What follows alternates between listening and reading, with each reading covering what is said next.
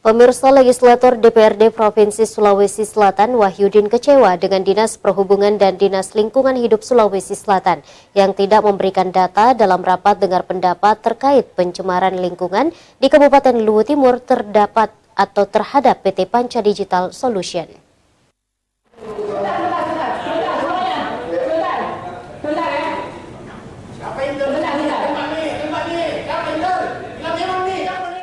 Rapat dengar pendapat RDP di gedung DPRD Sulsel lantai 9 membahas pencemaran lingkungan di Kabupaten Luwu Timur.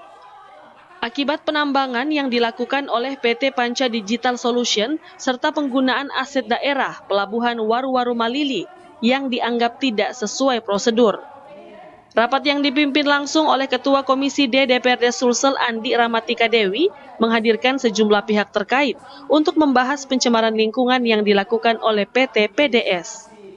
Dalam RDP tersebut, salah satu legislator DPRD Sulsel, Wahyudin, kecewa dengan sejumlah dinas terkait pemaparan dalam RDP dianggap tidak memberikan informasi dalam memberikan penjelasan seperti apa dampak lingkungan yang terjadi di Luwu Timur.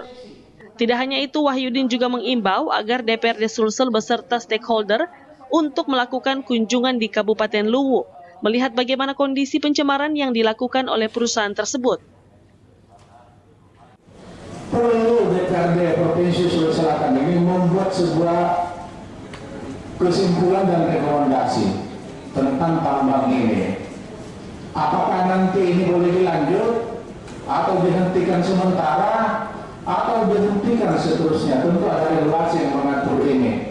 Tetapi hari ini kita sepakati berdasarkan 6 hal yang ada, mudah-mudahan yang bisa kita sepakati bahwa hari ini DPRD Provinsi Sulawesi Selatan mengeluarkan sebuah rekomendasi yang intinya adalah menunda pelaksanaan tambang yang dilakukan di Luwu Timur.